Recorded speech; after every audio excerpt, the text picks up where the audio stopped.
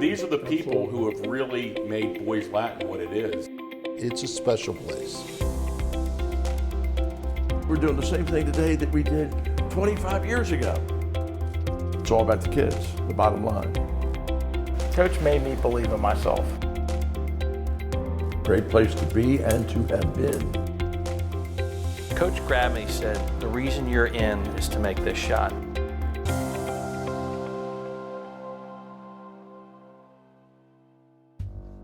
Hugh E. Gelston Jr., affectionately known throughout the Boys Latin family as Snuffy, began his life as a Laker in 1956 as a student and a member of the basketball team. After graduating from Boys Latin, Hugh moved on to the University of the South, where he played 4 years of college basketball. Snuffy found his way back to Lakerland in 1965.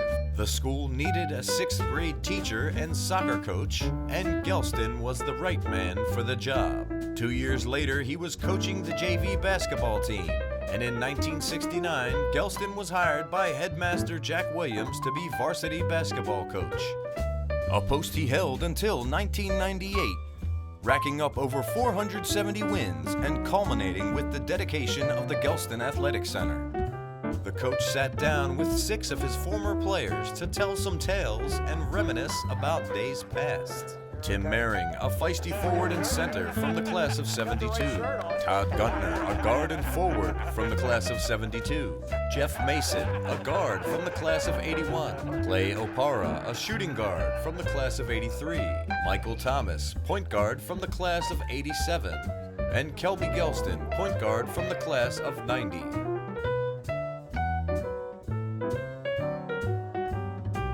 Is my hair okay? You look good, Coach.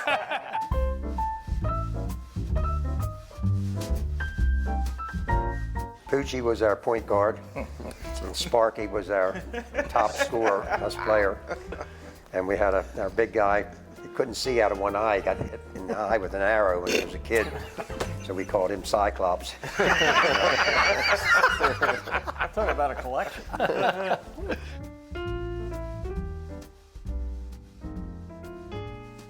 We were in the locker room one game. We weren't doing too well, and I told him at halftime, I said, I'm so upset with him. I told him the first 5 guys out the door are going to start the second half.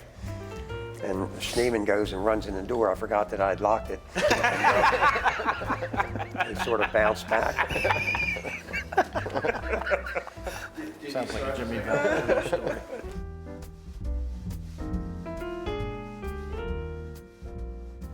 The next year after Kelby graduated, we also played St. Paul's. And Chris Castell took Kelby's place as the point guard. And they talk about having great crowds on Friday nights. Well, we were expecting a big crowd. I don't know what part of the season it was. So for Chris, I drew up these posters. You see them at football games with all these things on them. Well, I had a red poster and a blue one or whatever for our defenses. And I get them out, and we're at practice the day before game. And Chris says, "Coach, I'm blind, colorblind." But that was, I think, Bouse's 6th year of playing on the varsity at St. Paul's. We lost in overtime the following year.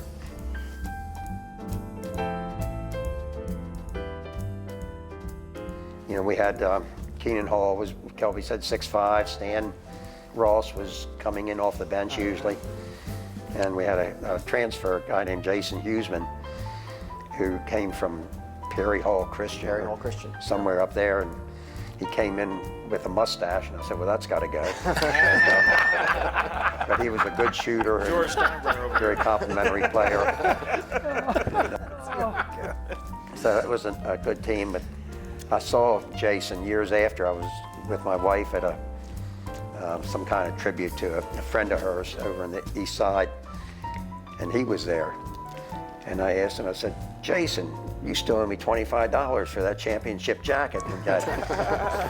He said, is that all after all these years you have to say to me? I haven't seen him since. I never did get the $25 either.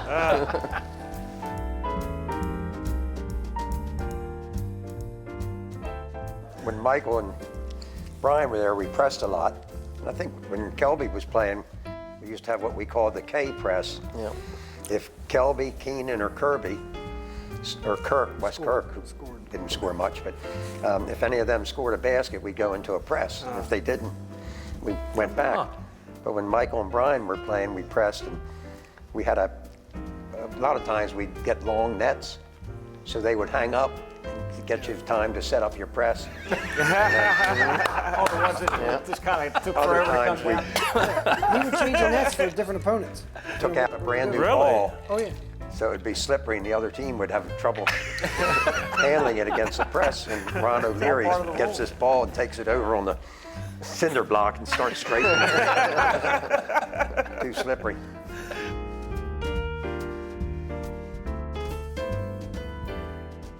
I got a request. Okay. I just think about Elton. Can somebody get me a BL road uniform? I just want Be a what? Road uniform. I want the burgundy and white, not the home uniform. I want a road uniform. I want to be buried in my road uniform. In the dark burgundy. That's part of the fraternity. You want to be buried in it, man. That is saying I can something. play a home game God when I got darn. that burgundy dark uniform on the road. 25, what number are you? I have say? my What number I are you, have a 25? BL What number are you? maroon or maroon. 25. 25, I thought you were 25, man. Talking about uniforms, we had warm-up jackets with our names on the back. Ah, yeah, I loved it. You know, I and, loved and it. in They were wool. '72, this was Yes. Yeah, they were hot. and they were stuck on. You know, this was before these got 100% in other teams. It was just. Didn't you have the, when you would think a victory was in hand, someone would come out and give you a green jacket, A red jacket. a red jacket, the sports coat, bring it out? Was that Oh, yeah, during your that's right. years? That's right. I only heard about Sports coat. It was like Red R back Yes, then. exactly. Yeah. I was like, Drinking jacket. if I was an opposing coach, I'd be so livid if the guy did that. What are you wearing that red jacket for? Because you're losing.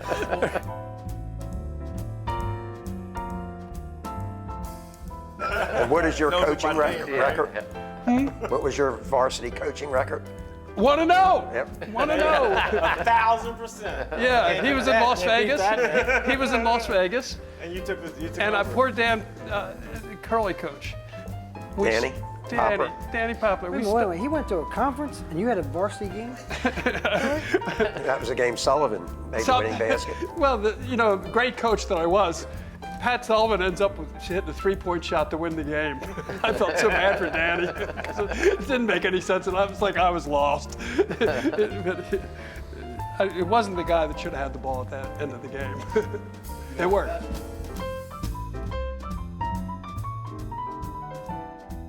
There's one other thing that the coach had a lot of influence on, which we didn't talk about, and that's the referees. I was coaching with him, and I don't remember what the play was, but the bucket was missed. They called a foul, but he goes like this to the ref, and the ref calls a basket good. I have no idea. I'm looking at it, and that didn't happen. It didn't matter. Probably Jerry Coleman.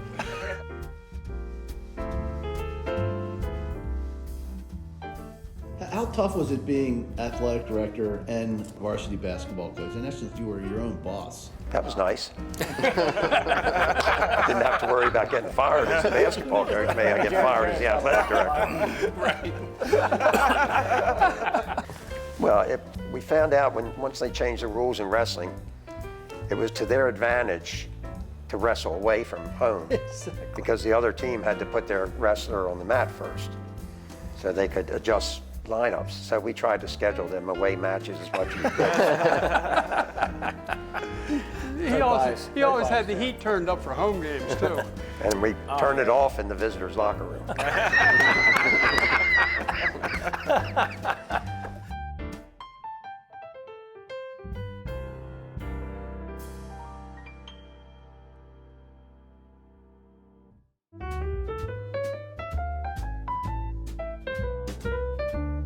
For me, some of the most important people I had were the managers.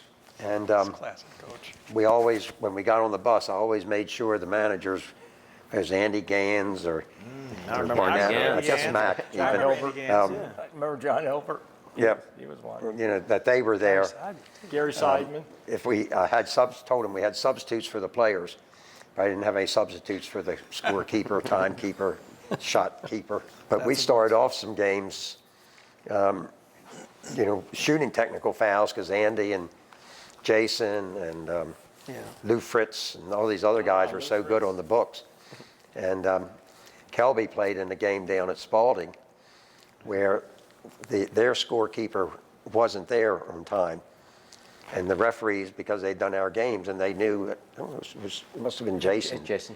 Back then, and David Crastel, and those guys were at the table, and they knew them, and they said, okay, Boys Latin, you're going to be the official book.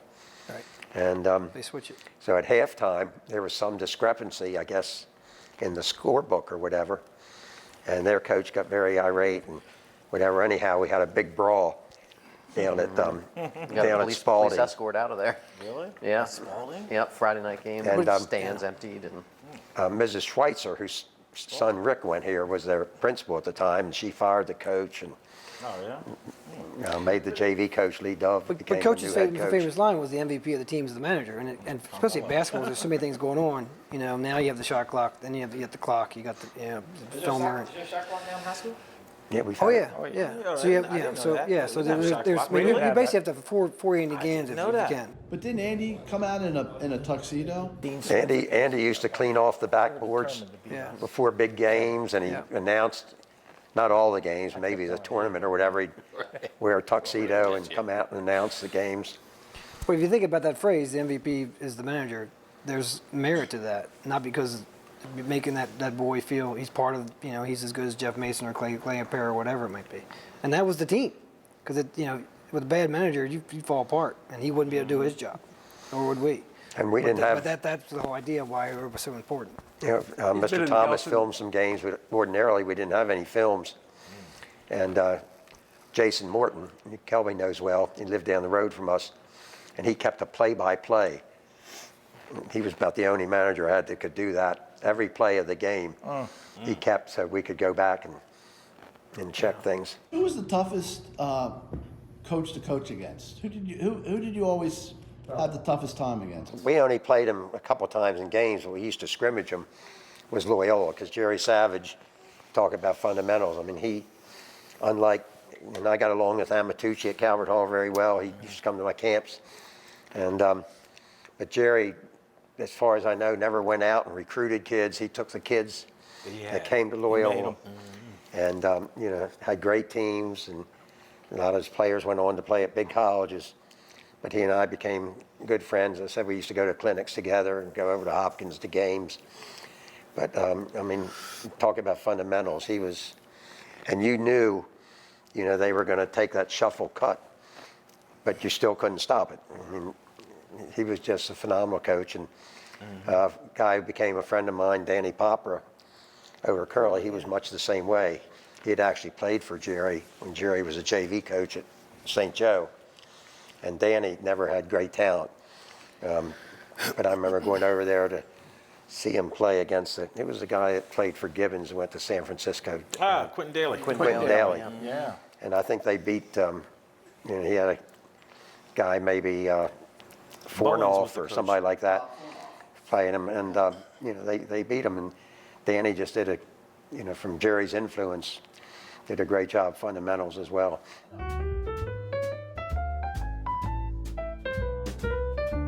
I think he coached me maybe 6th grade, coached a basketball team, and I always went to his camps in the summertime, so I was always used to it. I think he was probably harder on Trey and I than on other players, just so there wasn't the appearance of, nepotism. But I was used to it, and I enjoyed playing for him. A guy on our team who transferred from Loyola, Ryan Kirby, who's a great friend, and he was a very good player on the 90 team. He left Loyola to come play for my dad, and he just said because he wasn't afraid to change if something didn't work, where I think the coach at Loyola, it was just, if the play wasn't working, you just got to keep doing it. And Ryan said one time I think Dad put a play, like maybe we were playing box and one or some defense, and a team just got out to a big lead right away and called a timeout. He's like, all right, well, that's not working. Let's just scrap that and change that. And so I think coaching-wise, the fact that he was able to change, and like to Jeff's point, if one team was bigger and slower, then you would play a different style. We actually had some size in '90. We had a couple guys that were 6'5", 6'6", so we didn't press the whole game. You know, we were content just to walk the ball up the court a lot of times. So changing the coaching style depending on the player, the personnel you had.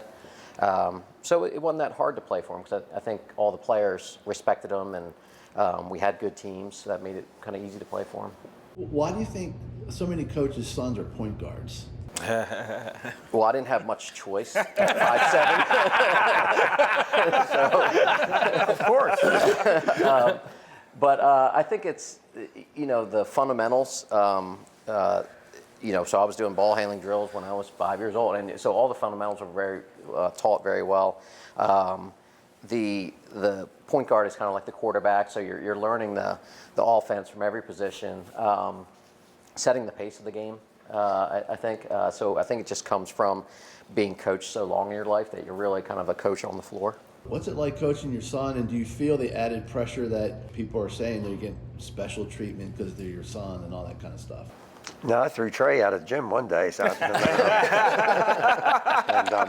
I remember playing over at Essex Community College. They had a rubber floor back then, and I got mad and threw my magic marker down or whatever. Unfortunately, it came up, hit Trey in the head, not another player. But you know, it actually changed me a lot, coaching them, because we always used to play over Christmas in tournaments or whatever, and back I guess even when Michael was there and Brian, that you know, we stopped playing over Christmas because I finally realized these guys, you know, they started in August playing football or soccer, and right after basketball, most of them are going to lacrosse. At least back then they were, and I found that giving them a break over the holiday and giving myself a break over the holiday, you know, worked better for all of us. So we sort of laid off those tournaments for a while, and but obviously I enjoyed it. I remember seeing them in our backyard all the time. Kelby would jump off the porch and try to dunk the ball, and he and Trey would go at it pretty good. And we had a, I don't know, area no wider than this space for them to play in, 1-on-1 all the time. Did he understand you better than most players? Because he obviously knew you better.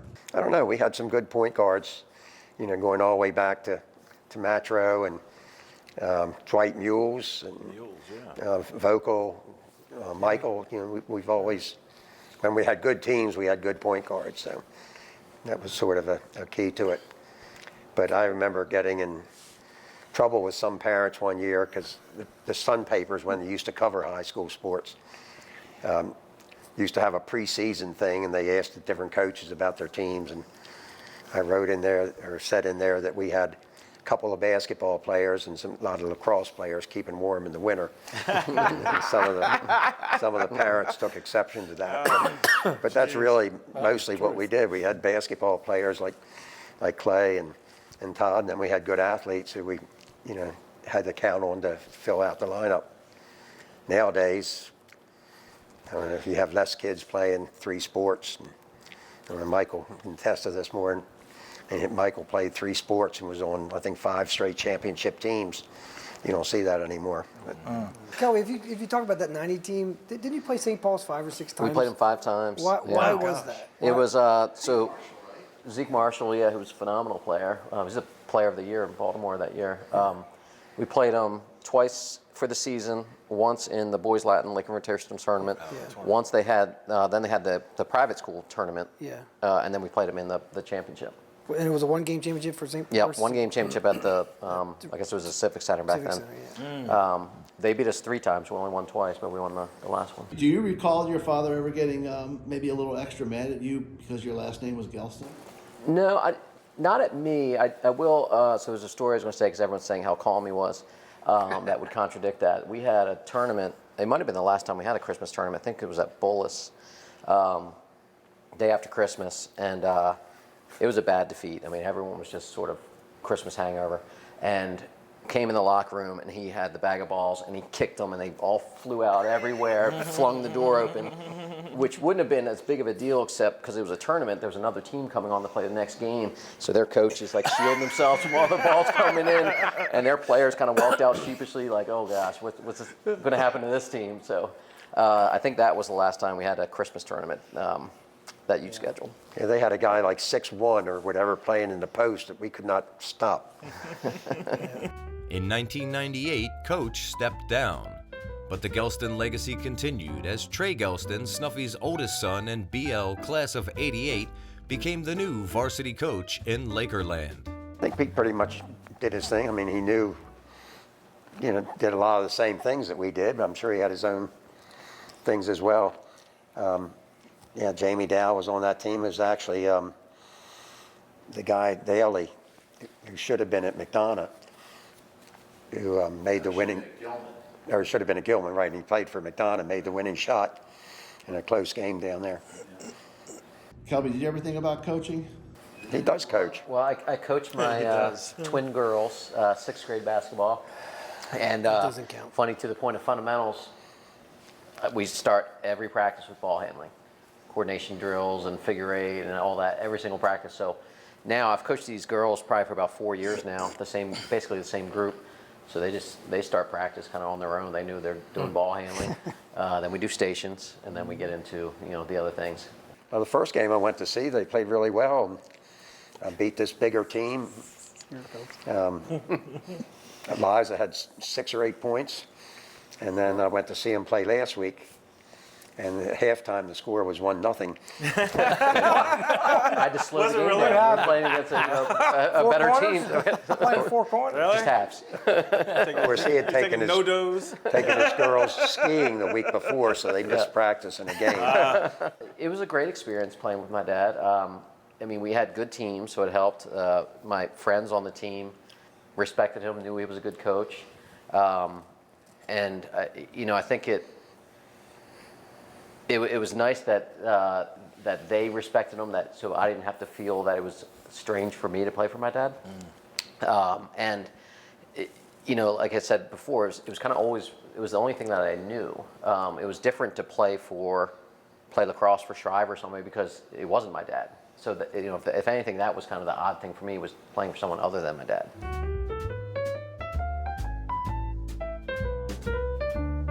When we hit #1 ranking in Baltimore, that was one of the proudest. That was a big time, right? My heart was exploding. I couldn't believe it. Yeah. Our little school that Coach started, that we all played for, was number one. Yes, And I just sat there and I said, I can't believe what I'm looking at. This isn't lacrosse, this is hoops. Yeah, really. Yeah. And I don't know it was one of the proudest BL moments of my life when I said, we're #1 in Baltimore. This little school on Lake Avenue is the best school in Baltimore, talent-rich place. Yeah. One of the great, I don't know, that blew my mind and made me very happy and proud to be a BL Laker. I mean, I grew up watching, I don't really remember Todd and Tim's years, but definitely Mace and Clay and Michael. And so I remember those teams. I mean, I see Matro and those guys around. And so it's kind of fun because it was such a, almost like a fraternity. People, they still come back. I mean, Jeff's just saying, going and watching some BL guys play in college. And I think people still have that affinity for BL basketball that, you still, and part of it's just BL because it's a small school, but they kind of stay connected, and it's I think it's a neat bond that we all had playing here. And a nice gym, too.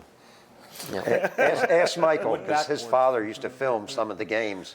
Yes, he did. And I would listen to the films, and Mr. Thomas would be there, Gelston, why don't you put such and such in? Yeah, it was more like I remember that. there was one distinct Like the filming. when he filmed something and he said he wanted Trey out of the game, and it was your son obviously tell him to take him out of the game. Yeah, I remember hearing about that one. I remember he used to come to the games and film them. Yes, he Yeah, did. Yes, he did. well, underneath the wrestling mat, he had that little platform. That's where you filmed that. The thing I liked about Coach most, before I got to boys Latin, I mentioned that I played on this travel basketball team. They had guys like Teddy Walker, Biff Allinger, Marcus Jones.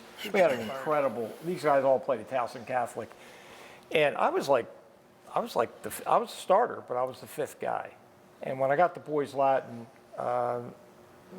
first year, I was sort of feeling my way around, but Coach made me believe in myself. He really said, "You can do this, Todd."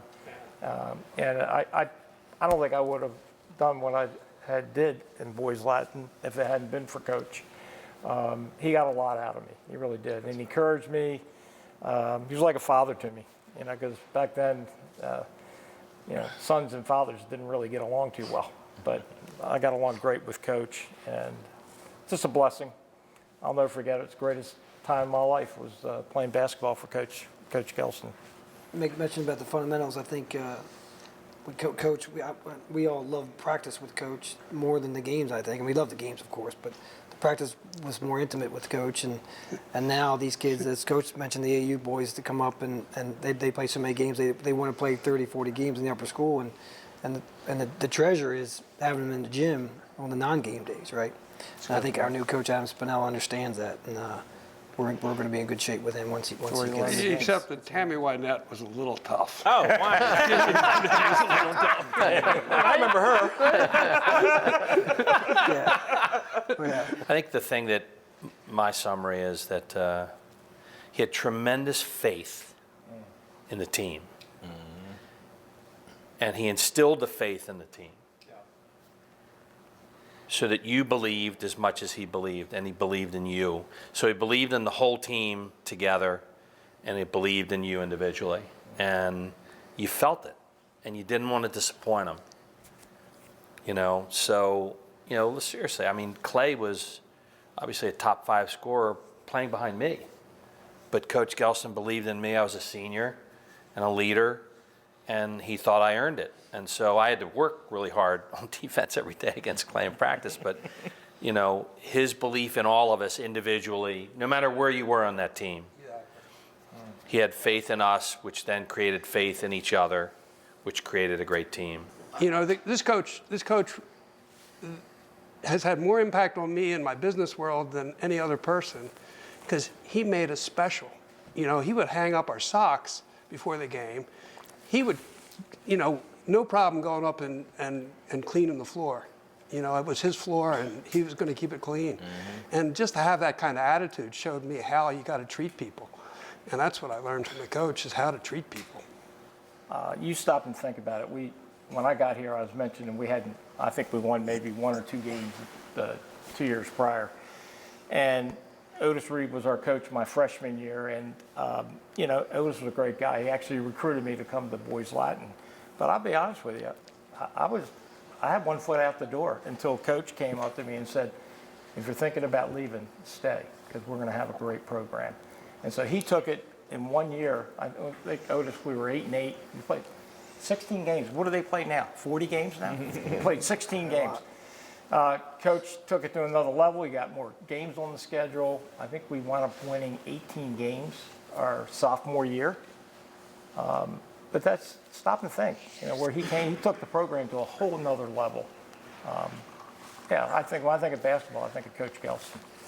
And like Tim said, he had a huge impact on my life. I mean, everybody lives a different professional life than I do. I have the honor of holding his position here at BL, and I think of it, the entire program, not just the basketball program, as like a pearl that I want to keep shiny all the time.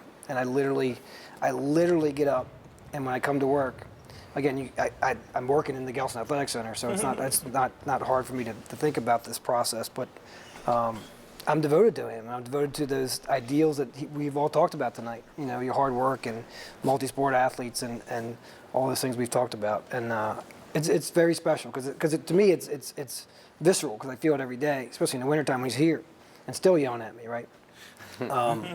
So I just really, it's an honor to hold his position and have the kids celebrate in the gym and elsewhere. And I take a lot of the things, obviously, that I learned from him to the kids and to my coaches, to our coaches. Everyone certainly in this room, and then our collective teammates.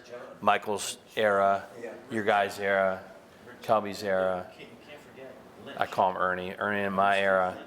The fraternity of basketball, even though we're certainly known for lacrosse, but those of us who have played with BL basketball, I think love it. And I think that is mostly, Coach started it. Well, I appreciate all you guys coming. It's obviously very humbling and nice to hear so many kind words. And I'm glad Mac didn't invite the guys who were on the end of the bench. Words might be different. Coach, you're the best. You are the You're best, the best. Coach. Thank you. Thank you, guys. Love you. Yes.